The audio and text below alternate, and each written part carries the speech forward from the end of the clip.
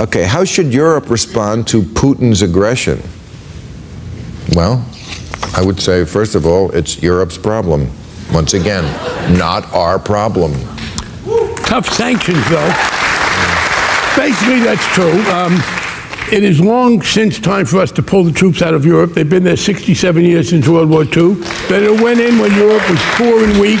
Europe now is collectively able to defend itself, except the Europeans have figured out, the favorite book in Europe is Tom Sawyer, because they have persuaded us to paint their fence and act like they were doing us a favor for 67 years for billions of dollars. Right. But I do believe what the Russians are doing in Ukraine is awful. I think economic sanctions are legitimate, and what the Europeans ought to be doing is joining in sanctions and probably putting some troops in Lithuania, Latvia, other democratic nations before Putin moves to kind of deter him. And yeah, they should be taking the lead. In this video, as the conversation turned to Russia's aggression in Ukraine, Bill Maher wasted no time challenging former Congressman Barney Frank on a long-standing geopolitical dilemma. Why is the US still footing the bill for Europe's defense? With his signature mix of wit and exasperation, Maher pointed out that American taxpayers have been painting the fence for Europe's security since World War II, while wealthy European nations have conveniently avoided the costs of military buildup. Frank, never one to shy away from a debate, pushed back, acknowledging that while Putin's moves in Ukraine are deeply troubling, the responsibility to counter him should rest primarily on Europe's shoulders. The two sparred over military spending, economic sanctions, and the frustrating reality that despite decades of urging, many European nations still rely on the US as their security blanket. It was a classic Maher moment, sharp, unsparing, and leaving no political hypocrisy unchallenged. But yeah, I mean, you tried to pass a military reduction bill, and you know, it's very disappointing to see even Rand Paul, who I thought was our big hero on this issue, now is reversing himself. Something his father would never do. I think backing more military spending. They're misreading the American people. The American people, I think, agree with us. They don't want us sending ground troops back in.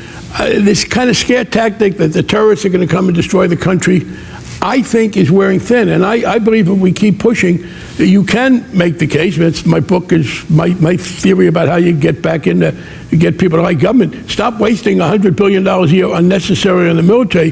Do it to help people go to school. Do it to build roads. Do it to things. And I think if the right candidate says that, the public wins.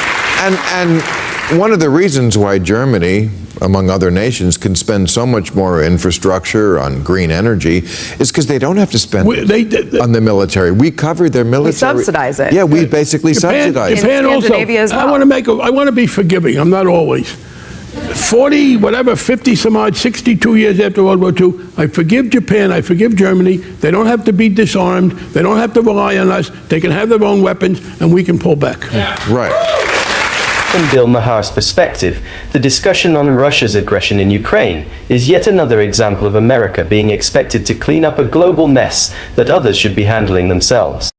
Maher has long been critical of the USA's tendency to play world police, and in this case he sees Europe as the classic freeloader, perfectly capable of handling its own defense, but content to let Uncle Sam pick up the tab. Maher's frustration is rooted in a historical reality. Since the end of World War II, the US has stationed troops and poured billions into Europe's defense under the pretense that these nations were too weak to defend themselves. But that was then. Now the European Union is an economic powerhouse, and Maher finds it absurd that countries like Germany, France, and the UK, wealthy, stable, and fully capable, still rely on the US to deter Russian aggression. He argues that if Putin is truly a European problem, then European nations should be the ones leading the charge with economic sanctions and military deterrence, not just tagging along while America does the heavy lifting. At the core of Maher's argument is a deeper frustration with US military spending. He has consistently advocated for a reduction in America's global military commitments, arguing that the money could be better spent on infrastructure, education, and healthcare at home. For him, the notion that America must indefinitely protect Europe, while much of the continent enjoys generous social programs, perfectly encapsulates what he sees as the absurdity of America's priorities.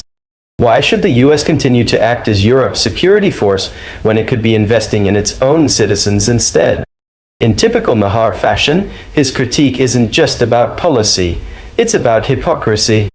He sees the irony in European nations champion diplomacy and restraint while quietly benefiting from the presence of US troops and defense funding.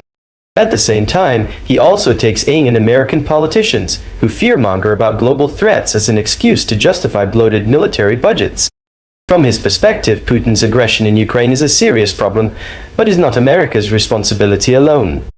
Europe, he argues, needs to step up and take ownership of its own security before expecting the US to jump in yet again.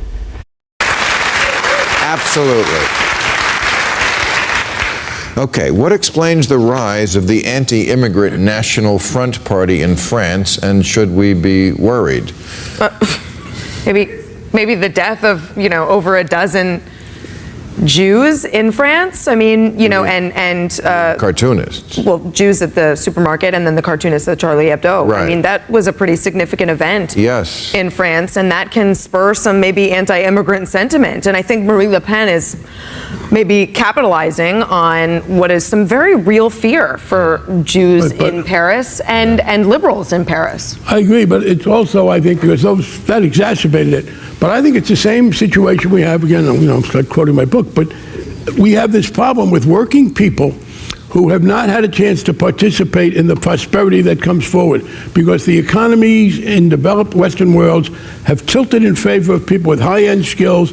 So the people who 40 years ago could go to work in a factory and make a decent living, they have problems doing that. And I believe economic dissatisfaction is a large part of the Tea Party, and it's a large part of what's going on there. Yes, there is an please element. don't equate those two. Please don't do that. I don't think you want to make that mistake. I didn't equate them. I Equating said it's a Party large. and ISIS. I wasn't talking about ISIS. No. I'm talking about the Tea Party and the French right. That's the equation. That the dissatisfaction, the dissatisfaction that's leading people to be so angry is I think, at root economic. And again, I'll go back. That's why I want to pull back $100 billion that we're wasting. I think I want to be the strongest nation in the world, but we don't have to be quite as strong as we are. And if we use that money to deal with economic problems at home, it would be good in itself and would alleviate a lot of that distress. And to be fair, there is a comparison. For Bill Maher, the rise of the far-right National Front in France is a predictable yet unsettling backlash, one fueled by economic frustration, cultural tensions, and the very real fear of terrorism. In his eyes, this is not just a French problem. It's part of a broader global trend where struggling working-class voters, feeling abandoned by the political elite, gravitate toward populist nationalist movements that promise them simple answers to complex problems. Maher, never one to tiptoe around controversy, likely sees this as a case of two competing realities colliding. On one hand, Europe prides itself on being open, liberal, and inclusive. On the other, a growing number of citizens feel that their economic and cultural stability is under siege, whether from immigration, terrorism, or globalization. The Charlie Hebdo attacks and the deadly assault on a Jewish supermarket were not just tragic headlines. They were psychological tipping points, making many in France question whether the nation's open-door policies and progressive ideals had come at too high a cost. But Maher's analysis wouldn't stop at just fear and security. He would also point out the economic despair that has left many voters in France disillusioned. The working class, once able to secure stable jobs in manufacturing and industry, now finds itself struggling in a globalized economy that favors high-skilled labor. This is where Maher sees the eerie parallel between the National Front in France and the Tea Party, or even Trumpism, in America. When people feel left behind, they look for someone to blame. Immigrants, elites, the European Union, anyone but the corporate and political structures that actually created the economic divide. Thanks for watching. We appreciate you tuning in for these lively, no-holds-barred discussions on politics, culture, and the issues that matter most.